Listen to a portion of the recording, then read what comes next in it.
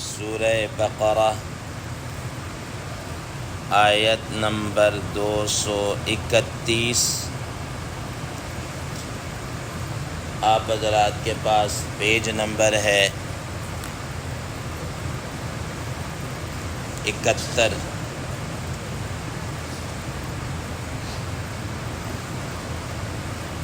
اعوذ باللہ من الشیطان الرجیم، بسم اللہ الرحمن الرحیم۔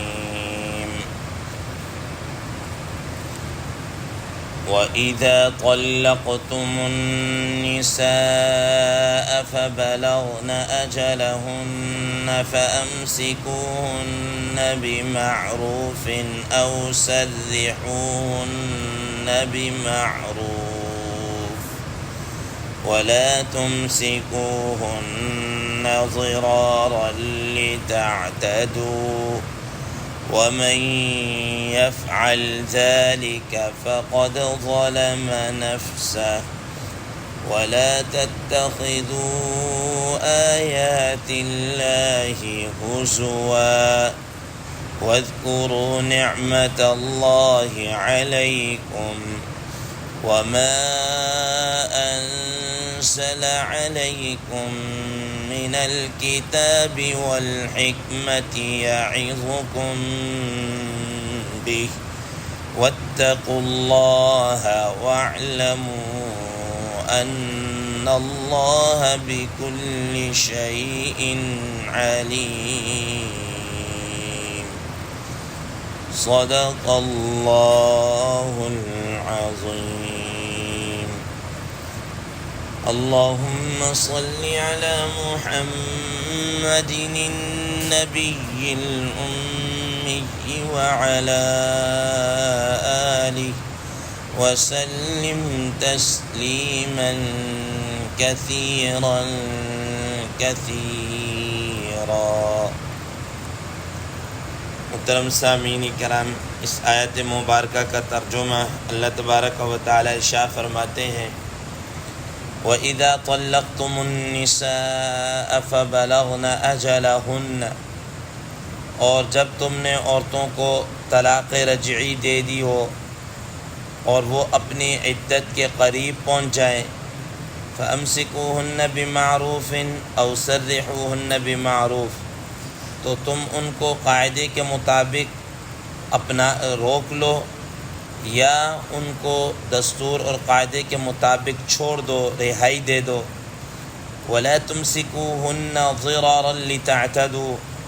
اور تم ان کو نقصان پہنچانے کی غرض سے نہ روکو کہ تاکہ تم ان پر ظلم کرو۔ وَمَنْ يَفْعَلْ ذَلِكَ فَقَدْ ظَلَمَ نَفْسَهُ، اور جو شخص اس طرح کا معاملہ یا ایسا برتاؤ کرے گا، تحقیق اس نے اپنے آپ پر ظلم کیا۔ وَلَا تَتَّخِذُوا آيَاتِ اللَّهِ هُزُوًا، اور تم اللہ تبارک و تعالیٰ کی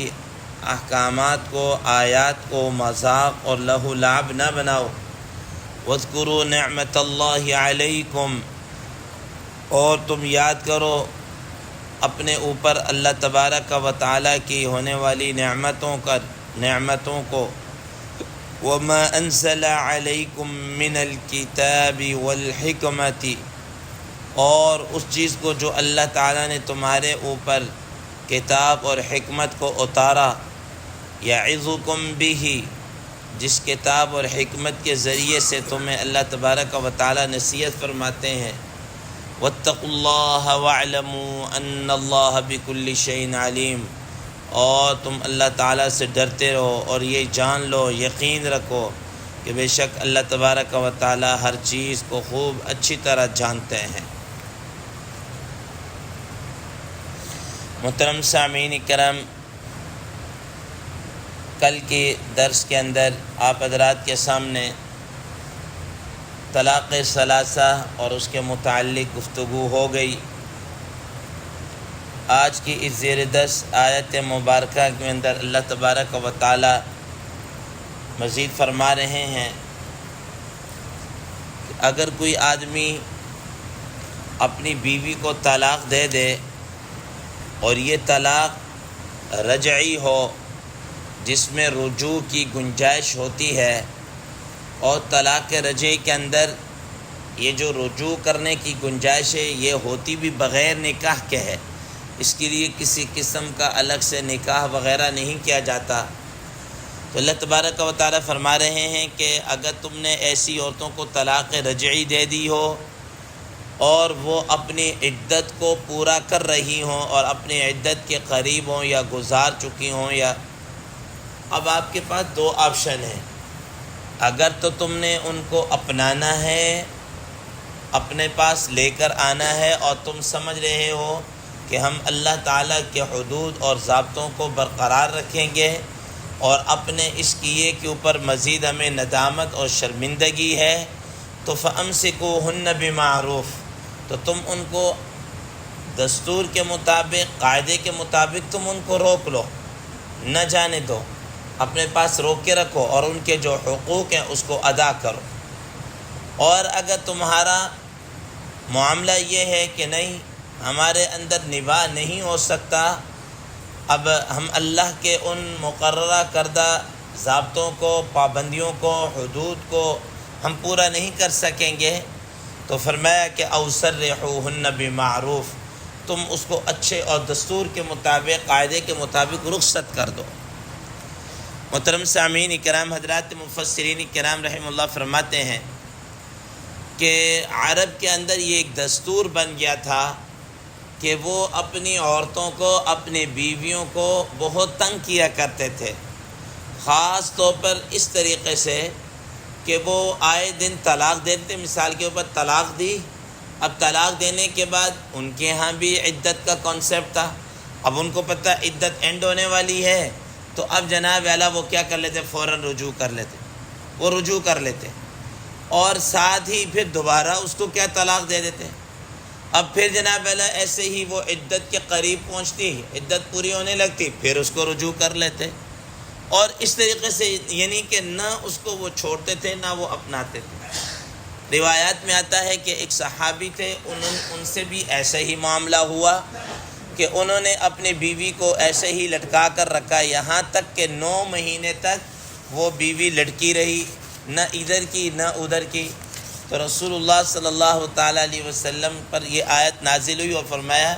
کہ اگر تم نے ان کو رکھنا ہے تو ان کو رکھو، اور اگر نہیں رکھنا چاہتے،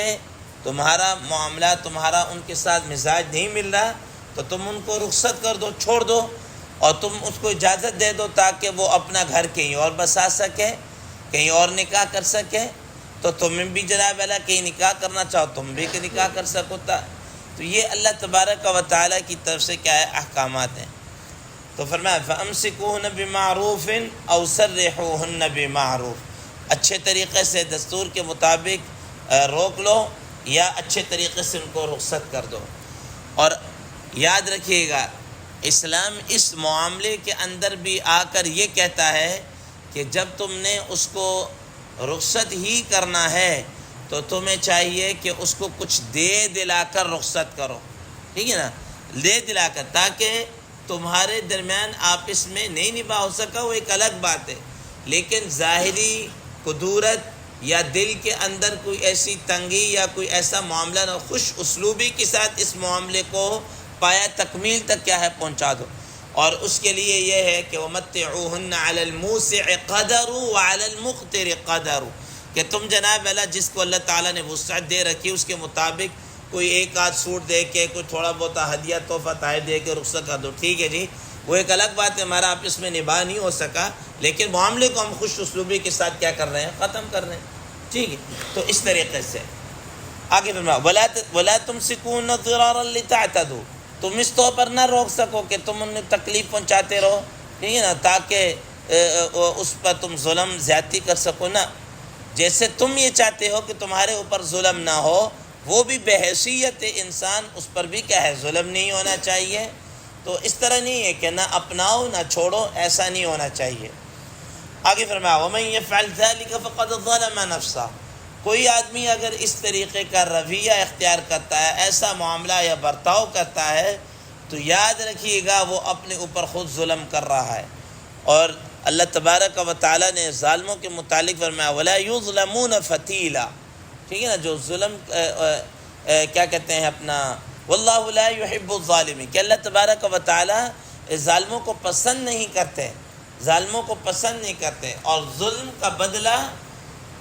کا بدلہ انسان کو بسا اوقات اس دنیا کے اندر کیا ہے، مل کے رہتا ہے۔ آپ بڑی بڑی تاریخ اٹھا کر دیکھ لیجیے، بڑے بڑے ظالم دنیا کے اندر گزرے ہیں، لیکن ان کو دنیا کے اندر ہی کیا ملی ہے، سزا ملی ہے، باقی آخرت کے اندر معاملہ تو ایک الگ ہوگا۔ فرمایا وَمَن يَفْعَلْ ذَلِكَ فَقَدْ ظَلَمَ نَفْسَهُ، جو شخص اس طرح کرے گا وہ تحقیق اپنے آپ کے اوپر کیا ہے، ظلم کر رہا ہے۔ آگے فرمایا وَلَا تَتَّخِذُوا آيَاتِ اللَّهِ هُزُوًا، اللہ تعالیٰ کی آیات کو، اللہ تعالیٰ کے احکامات کو تم مذاق مت بناؤ، اس کا ٹھٹا مت کرو، اس کے ساتھ استہزاء والا معاملہ نہ کرو۔ محترم سامعین کرام، حضرات مفسرین کرام رحمہ اللہ فرماتے ہیں، جیسا کہ کل کے درس کے اندر بھی یہ بات آئی، حضرت عبداللہ ابن عباس رضی اللہ تعالیٰ عنہ کے متعلق آتا ہے کہ ایک شخص آئے اور آ کر اس نے کہا کہ میں نے اپنی بیوی کو 100 طلاقیں دی ہیں۔ تو حضرت عبداللہ ابن عباس رضی اللہ تعالیٰ نے فرمایا کہ 3 طلاقیں تو نافذ ہو چکی ہیں، باقی 97 طلاقیں دے کر تم نے اللہ تعالیٰ کی آیات کا مذاق اڑایا، استہزاء کیا ہے، ٹھیک ہے نا۔ اور محترم سامعین کرام، ہمارے ہاں اب آیات کا، اللہ کے احکامات کا مذاق اڑانا یہ عام ہو چکا ہے، عام ہو چکا ہے۔ اب میں ایک اور آپ سب چھوڑ دیجئے کہ یعنی کہ آپ دیکھیں مثال کے طور پر لاکھوں افراد پوری دنیا سے حرم کے اندر جاتے ہیں، کس لیے جاتے ہیں؟ کہ بھی وہاں پر جا کر عبادت کریں، اللہ تعالیٰ کو منا لیں، اپنے گناہوں کی معافی مانگ لیں، اپنی بخشش اور نجات کا کوئی سامان کر سکیں، ٹھیک ہے نا، اور اپنی ایمان کی بیٹری کو ایک طرح سے چارج کر لیں۔ لیکن اب وہاں پر کیا ہو رہا ہے، آپ دیکھیے ہر آدمی جناب اللہ کیا ہے، حرم کے اندر رہتے ہوئے اس طرح کا مذاق اڑا رہا ہوتا ہے، ادھر نماز کھڑی ہوتی ہے، ادھر اذان شروع ہوتی ہے، ہر ایک آدمی موبائل نکال کے اس پورے منظر کو فلما رہا ہوتا ہے، ٹھیک ہے نہیں۔ اب کیا بھائی اذان ہو رہی ہے، اس کے ادب کا تقاضا یہ ہے کہ تم اذان کا جواب دو، آرام سے بیٹھو۔ پھر مسجد کے اندر فوٹوگرافی اور اس طریقے سے، پھر حرم کے اندر فوٹوگرافی، پھر جناب اعلیٰ وہ دوران طواف، دوران سعی، اور اس طریقے سے اور تو اور نبی صلی اللہ علیہ وسلم کے روزہ مبارک پر ادھر سلام پڑھنے کا وقت ہے کہ اللہ تعالیٰ نے تمہیں یہ سعادت بخشی ہے، اور نبی صلی اللہ علیہ وسلم کے ادب کا تقاضا یہ ہے کہ وہاں پر تو انتہائی ادب اور عاجزی کے ساتھ انسان سلام پیش کرے اور اپنی قسمت پر ناز کرے کہ اللہ تعالیٰ نے یہ موقع دیا۔ وہاں پر بھی جناب اللہ موبائل اور فون اور یہ اور اس طریقے سے، کیا یہ مذاق نہیں؟ اچھا اس طریقے سے اور دیکھ لیجئے کہ کیا ہمارے ہاں جناب اللہ یہ جو حضرات انبیاء علیہ السلام کی شکلیں بنا کر، قرآن مجید کی آیات بنا کر اس کے پیچھے میوزک لگا دیا جاتا ہے، ٹھیک ہے نا، اور بہت سارے ایسی چیزیں ہوتی ہیں جو سینما ہاؤس میں یا اس طرح اللہ تعالیٰ کے احکامات اور ان کو ان پر دکھایا جاتا ہے۔ یعنی کہ قصہ کرنے کا مقصد یہ ہے کہ ہم نے بھی اللہ تعالیٰ کی آیات کے ساتھ بہت زیادہ کھلواڑ شروع کر دیا ہے۔ تو میں وَلَا تَتَّخِذُوا آيَاتِ اللَّهِ هُزُوًا، اللہ تعالیٰ کی آیات کا مذاق مت اڑاؤ۔ وَاذْكُرُوا نِعْمَةَ اللَّهِ عَلَيْكُمْ وَمَا أَنزَلَ عَلَيْكُمْ مِنَ الْكِتَابِ وَالْحِكْمَةِ يَعِظُكُمْ بِهِ، اور تمہارے اوپر جو اللہ تعالیٰ کی نعمتیں ہیں، اللہ تعالیٰ نے ایمان کی دولت سے، ٹھیک ہے نا، اور نیکی و طاعت کی دولت سے، صحت و تندرستی کی دولت سے، مال و دولت سے اللہ تعالیٰ نے تمہارے اوپر اتنی فراوانی کی ہے۔ ان نعمتوں کو کیا کرو، یاد کرو۔ اور خاص طور پر وما انزل علیکم من الکتاب والحکمہ، اللہ تعالیٰ تمہارے اوپر جو قرآن مجید اور اس حکمت کو جو نازل کیا ہے، جس کے ذریعے سے یعظکم بھی، اللہ تعالیٰ تمہیں نصیحت کرتا ہے، تو تم ان نعمتوں کی قدردانی کرو، اس کا شکر ادا کرو۔ اور ہر نعمت کے شکر کا طریقہ الگ ہے، ٹھیک ہے نا۔ ایک ہوتا ہے زبانی کلامی شکر ادا کرنا، یا اللہ تیرا شکر ہے، یہ بھی ہے، اور ایک یہ ہے کہ عملی طور پر شکر ادا کرنا۔ عملی طور پر انسان کا شکر یہ ہے کہ وہ اللہ تعالیٰ کی نافرمانی نہ کرے، اس کی نافرمانی نہ کرے۔ فرمایا واتقوا اللہ واعلموا ان اللہ بکل شیء علیم، اللہ تعالیٰ سے ڈرتے رہو ان معاملات کے اندر، اور جان لو کہ جو تم کچھ کرے اللہ تعالیٰ اس کو خوب جانتا ہے۔ تمہارے نیکیوں کو، تمہارے اپنا خاص طور پر ان معاملات کے اندر، طلاق وغیرہ اور ان چیزوں کے اندر تم نے کیا کرنا ہے، جو تمہارا رویہ ہوگا اللہ تبارک و تعالیٰ اس کو خوب اچھے طریقے سے کیا ہے، جانتے ہیں۔ اللہ تبارک و تعالیٰ سے دعا ہے اللہ تبارک و تعالیٰ ہم ان چیزوں پر عمل کرنے کی توفیق عطا فرمائے۔ وآخر دعوانا ان الحمد للہ رب العالمین۔